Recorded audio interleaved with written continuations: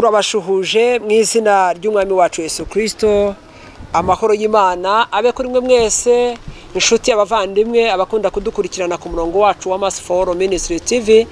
Muri kumwe na Evangelist Tesire Beatrice. Karibu rero twongere tuganira amagambo y'Imana, duhumurizanye ku by'urugendo. Mbazaniye ijambo ry'Imana riboneka muri Yesaya ibice 54 ku murongo wa mbere, niho turi buhere ijambo ry'Imana. Haravuga ngo umutwe w'ijambo ravuga ngo Imana igarura ubwoko bwayo nk'umugore ucyurwa. Umurongo wa mbere haravuga ngo ishime wangumba we uturagare uririmbe witere hejuru wowe utaramukwa, kuko abana b'igishubaziko baruta ubwinshi abana b'umugeni warongowe.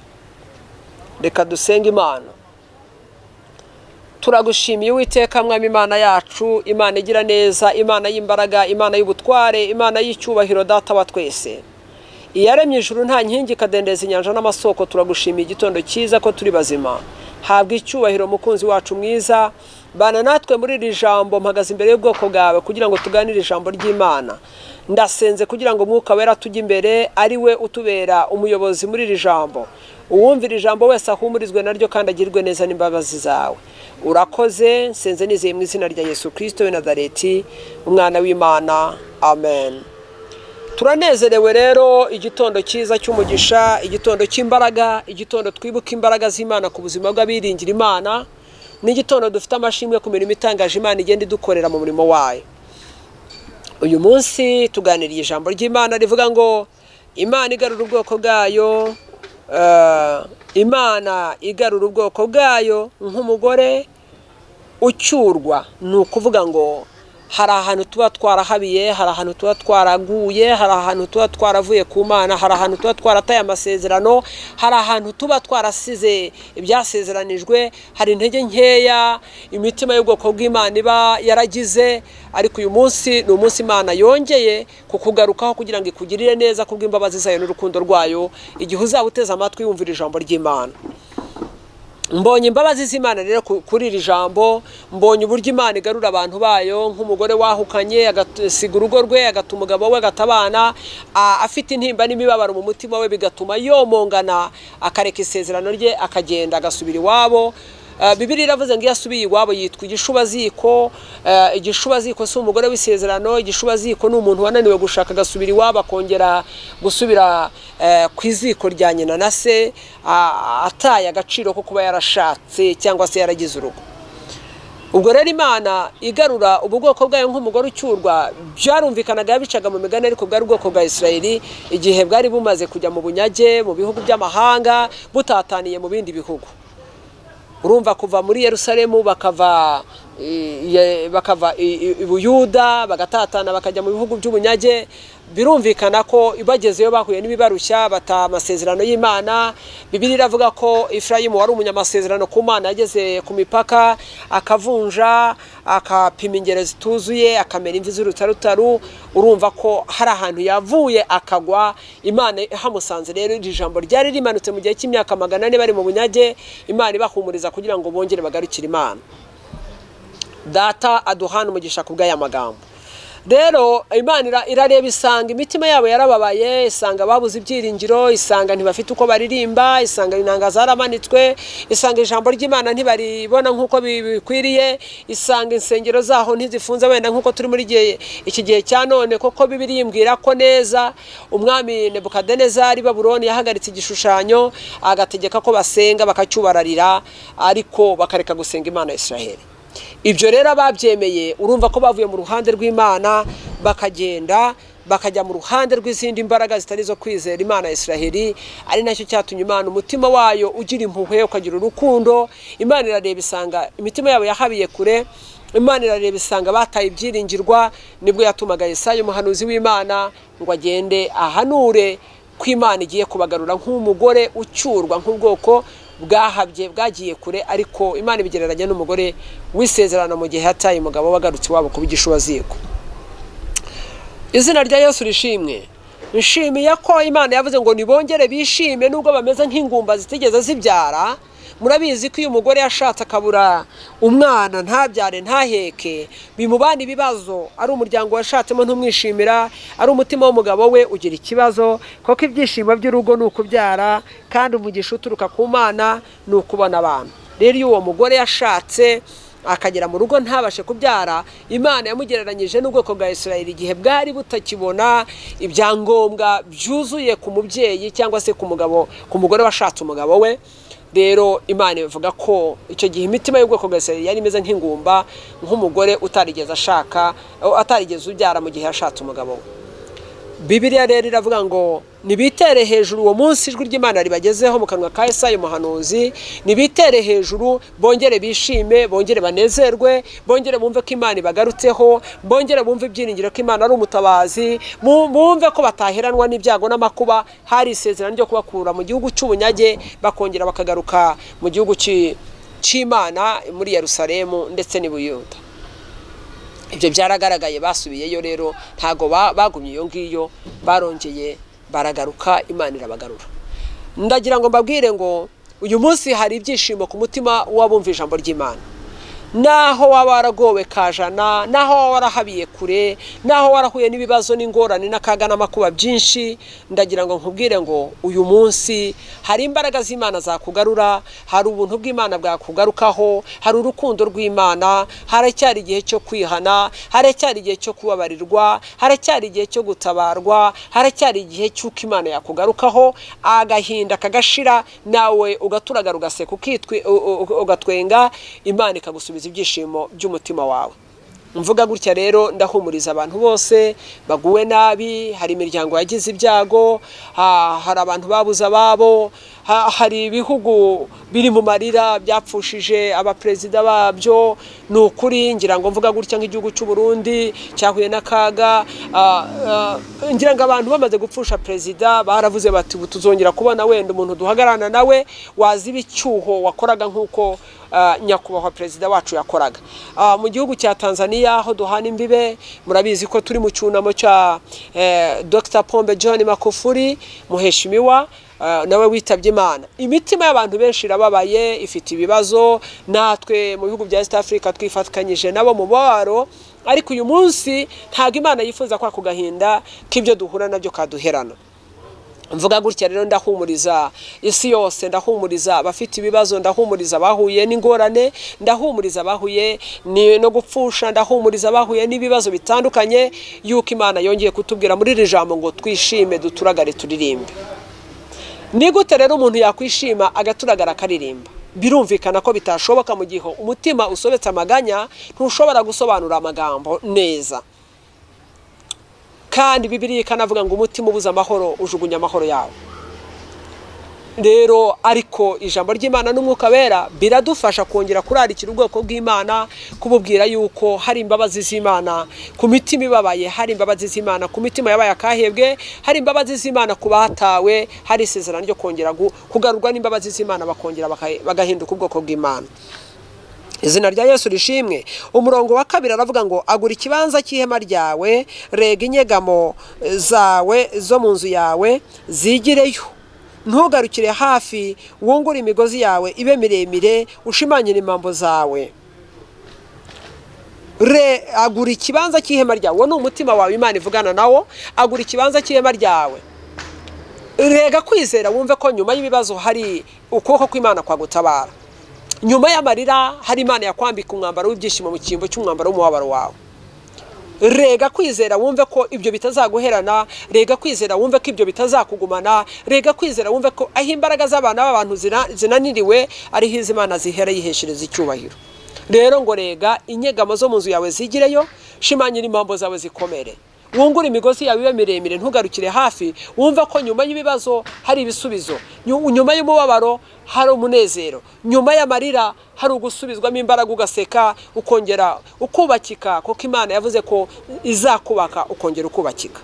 Muhumure rero nshuti bavandimwe, muhuye n'ibibazo bitandukanye, muhuye n'ihungabanywa rya Satani, muhuye n'umuyaga w'ishuheri, umwami Imana aravuze ngo nitwongere twishime duturagare turirimbe, kuko Imana yacu iri ku ngoma kandi yanesheje, natwe tuzanesha. Izina rya Yesu rishimwe rihabwe icyubahiro.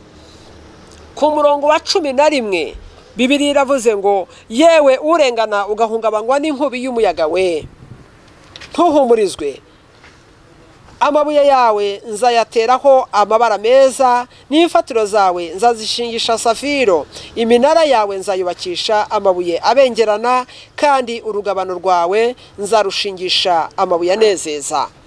Izina rya Yesu rishimwe rihabwe icyubahiro. Iryo ni ihumure umwuka wera akomeza guhumuriza imitima y'ubwoko bw'Imana. Iryo ni ihumure riboneka mu ijambo ry'Imana, nta kindi cyaduhumuriza. Naho waba waratunze, naho waba ufite amafaranga menshi, naho waba ufite amamodoka, naho waba ugendera mu byogajuru n'indege, ni ukuri amahoro ari muri Kristo Yesu, kuko Bibiliya avuga ngo abashaka aya mahoro nibayakurikire. Yesaya ikongera ikatubwira ngo abamushikamishije mu mutima bazaba amahoro masa koko bamwiringiye. Ituze, amahoro, ibyishimo turabibonera mu Mwami Yesu Kristo, kuko nta handi hantu wabonera amahoro. Inshuti n'abavandimwe zakuvaho, amafaranga akagushirana, impfu zikakumaraho imiryango, ariko Yesu we aravuga ngo ntago nzagusiga sinzaguhana, ahubwo ndacyaguhetse ku mugongo. Uyu munsi rero Bibiliya avuze ngo yewe urengana ugahungabanywa n'inkubi y'umuyaga we, ntugire gihumuriza ngo amabuye yawe, ntugire gihumurizwa, amabuye yawe nzayateraho amabara meza. Amabuye yawe niki? Ni imfatiro zawe zo mu ijambo ry'Imana, urufatiro rw'umutima wawe wubakishirijeho ijambo ry'Imana. Imana yiteguye kugenda ihataka, ihashyira indabo zinezeza, ihashyira ihumure ry'umutima, ihashyira amahoro n'ibyishimo, ihashyira agakiza gashyitse, ikuzanira ababwirizabutumwa bagufasha, ikuzanira inshuti z'umumaro, igukuraho ibibazo, ibigusha, ibititaza n'ibishako byagiye bigutesha inzira y'Imana. Rero Imana iravuze ngo imfatiro zawe Imana izazishingisha safiro, kandi izayubakisha iminara ibengerana. Ni ukuvuga ngo mu Mana dufite ibyiringiro, mu Mana dufite amahoro, mu Mana dufite ibyishimo, mu Mana dufite umunezero. Jewe ntago nari nzi ko mu mibabaro nahuye nayo, no nkuko mbitanga mu buhamya bwanjye, ntago nari nzi ko abana bato y'umugabo yabashije kunsigira bameze nk'izi ntoki, ko bashobora kuzakura. Nawe ubwe yarabivugaga ati nibadapfa uzapfa n'uwawe, uzakura nzamusanga aho nzazira. Rero Bibiliya iravuga ngo kubera uwo mubabaro w'igishubaziko cyatawe kigasubira iwabo, igishubaziko ngo cyabyaye abana benshi, ngo baruta ubwinshi abana b'umugeni washyingiwe.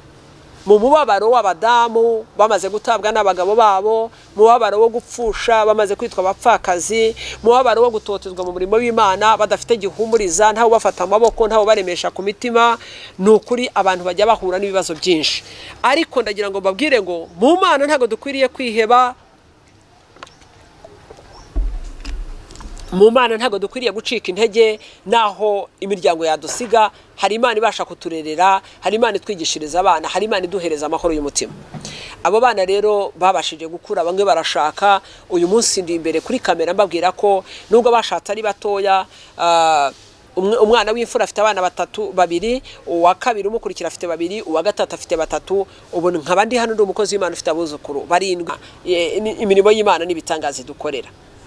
Ngira ngo uyu munsi urebye abana b'igishubaziko wasanga bafite ubwiza cyane kuruta n'abana b'umugeni warongowe. Ibyo ngibyo ndabivuga ntanga ubuhamya kugira ngo bakomeze, kuko ijambo ry'Imana rivuze ngo yewe urengana ugahungabanywa n'inkubi y'umuyaga ntugire gihumuriza.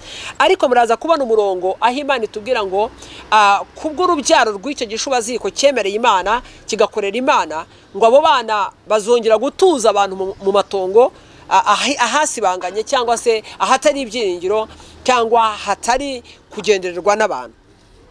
Izina rya Yesu rishimwe kandi rihabwe cyubahiro. Ku murongo wa 16 turabona ijambo ry'Imana aho rivuga ngo, ku murongo wa 13 ngo abana bawe bose bazigishwa n'Uwiteka kandi bazagira amahoro menshi, uzakomezwa no gukiranuka, agahato kazakuba kure kuko utazatinya, uzaba kure biguteye ubwoba kuko bitazakwegera. Ahari bazaterana ariko sijye uzaba bateranyije, uzagukoraniraho wese azagwa ari wowe wazize. Urumva ko hari ubutabazi bw'Imana, urumva ko hari imbaraga z'Imana ziturengera, urumva ko hari ubutabazi bw'Imana ku buzima bw'abiringira Imana. hari abantu bazikoranya bakakwanga, hari abazikoranya bakakujugunya, hari abazikoranya bakagusiga kure, ntihabeho uguhamagara, ntihabeho ukwitaho, ntihabeho uguhumuriza. Ariko Yesu aravuze ngo ari kumwe nawe, kuko ururimi rwose ruzagukoraniraho ruzapfa ari wowe ruzize. Rero hari ukuboko kw'Imana kuturwanira intambara, hari ukuboko kw'Imana kuturwanirira, hari ihumure ry'Imana rituruka kuri Kristo, hari imbabazi z'Imana zitwombaho. Humura, ntabwo Imana yagutaye, humura, haracyari ibyiringiro yuko igiti cyatemwa kikongera kigashibuka. Izina rya Yesu rishimwe. Wakwibaza uti ni ukubera iki Imana ireka abera b'Imana bakageragezwa? Muri comment z'ubutumwa bwanjye nagiye mbona abantu bavuga ngo ariko se koko Imana ngo yasize umukozi wayo bingana gutyo ngo kugeza ugageragezwa, agakubitwa, ubwa mbere akicwa, ubwa kabiri akicwa, Imana ikamuyobora inzira y'ubutayu kujya kuba mu butayu n'abana, ngo kuki itigeze igira imbabazi? Ndagira ngo mbere kuwo murongo aho Imana ivuga ngo mbaye nkuretse akanya gatoya ariko nzagukoranya nkufitiye imbabazi nyinshi. Birashoboka yuko Imana ishobora kukwihorera. Hano aravuga ngo ku murongo wa 16 mu bice 54 Yesaya ngo dore nijyure mu mucuzi nkavugutira umuriro w'amakara nkakuramo icyuma njyanye mu murimo we, kandi umurimbuzi namuremeye kurimbura, ariko nta ntwaro yacuriye kukurwanya izagira ikigutwara na hatoya. Dore nijyure mu mucuzi nkavugutira umuriro w'amakara. Rero ndagira ngo nguhumurize muri iki kibwiriza yuko ushobora guhura n'ibigerageza Imana iriho, yuko ushobora kwangwa n'abantu Imana ihari, yuko ushobora gukubitika Imana ihari ikakwihorera. Ibikorera iki? Icyitonderwa ibikorera kugira ngo ikunyuze mu ruganda. Nta wubu ukomeye ataranyujijwe mu bikomeye. Nta mukozi w'Imana ukorera Imana adafite ubuhamya. Mvuga aya magambo rero ndagira ngo nguhumurize we warubabaye cyane, ukanagera aho watuka Imana, ukanagera naho wakwibaza ko Imana yakuretse. Oya, Imana irahari, irimo irakwigisha, irakunyuza mu ruganda kugira ngo uvemo uri icyuma cyiza kigiye gukora umurimo w'Imana. Ngira ngo iyo mvuga ubu buhamya urafashwa, ukumva imbaraga, ugasubizwamo ibyiringiro. Rero iyo ntanyuzwa muri ibyo ntago uba nawe uri mufashwa. Rero nawe hari ibyo uzanyuramo, hari ibyo ugiye kunyuramo, cyangwa se hari ibyo uhagazemo, ariko Imana ikaba ifite umugambi w'uko niwiburuka amahoro uzahagarara ugashima kandi ugatanga ubuhamya ukubaka ubwami bw'Imana. Izina rya Yesu rishimwe kandi rihabwe cyubahiro. Umurongo wa 17 aravuga ngo ariko nta ntwaro bacuriye kukurwanya izagira ikigutwara na hatoya, kandi ururimi rwose ruzahagurukira kukurwanya ruzatsindwa. Ibyo nibyo murage w'abagaragu b'Uwiteka no gukiranuka kwabo guturuka hondi, niko Uwiteka avuga. Izina rya Yesu rishimwe. Urumva ko hari ibintu byinshi bizakwipangaho, hari ibintu byinshi bizaguca intege, hari indimi zizaguhagurukira, ariko Imana ikabana nawe. Rero hari naho yavuze hano muri uyu murongo wa 7 ngo mbaye nkuretse akanya gato. Muri ibyo bice 54 ku murongo wa 7 ngo mbaye nkuretse akanya gatoya ariko nzagukoranya nkufitiye imbabazi nyinshi zihoraho. Mbaye nkuretse akanya gato ariko nzagukoranya nkufitiye imbabazi nyinshi. Nakurakariye uburakari bwinshi bituma nkwima amaso akanya gato, ariko nzakubabarira nkugirira imbabazi zihoraho. Urumva yuko gukubitika kwawe, gupfusha kwawe, kubabazwa kwawe, kuba intabwa, kwitwa igishubaziko, kugira abana batagira kireberera, nta n'umuryango wabitaho, ibyo ngibyo Imana iravuga ngo ibikora ku mpamvu. Ibigira ngo yiheshereze icyubahiro ku buzima bwawe, ibigira ikuremera amashimwe ku bantu bose, ibigira ngo uzamamaze ishimwe rye yaguhamagaye, ibigira ngo uzatanga ubuhamya abantu bakizwe. Rero izina rya Yesu rishimwe rihabwe cyubahiro. Kuba dukubitika, kuba turi mu bigeragezo, ni Imana itunyuza mu ruganda kugira ngo tuzabashe guhagarara tuvuge ishimwe ry'imirimo y'Imana, tuvuge imirimo n'ibitangaza Imana ikorera abayirengera. Ndi kuri kamera rero ndahumuriza imitima y'abagabo bababaye, harababazwa n'abagore babo, hari abagore bababaye babazwa n'abagabo babo, hari imiryango ibabaye ibabazwa na famiye zabo, hari abana bababaye babazwa n'ababyeyi babo. Nukuri hari imibiri ibabaye ibabajwe n'uburwayi. Nzanye ihumure ku mutima wawe aya masaha, nunyumva wongere wirememo ibyiringiro, wongere wegera Imana, wongere wumve ko Umwami Imana hari kukurengera no kugutabara, kuko itegeko ry'ijambo ritubwiye ngo nitwongere twishime twitere hejuru. Wambaza rero ngo umuntu yakwishima gute ababaye? Yaririmba gute? cyane ko ibyo byagaragaye ni Babuloni igihe abantu bananirwaga kumanika inanga ngo baririmbe inanga zabo zimanitse baravuga ngo twaririmba gute turi mu bihugu by'ubunyage. Nukuri hari bibaje umutima wawe, hari biwuteye kugusari, hari bitumye utishima, ariko itegeko ry'ijambo riravuze ngo nitwongere twishime twitere hejuru turirimbe koko Imana itegetse ko imitima ibabaye uyu munsi yishima. Muri Yesaya niho havuga ngo nkwambitse umwambaro w'ibyishimo mu cyimbo cy'umwambaro w'umubabaro wawe.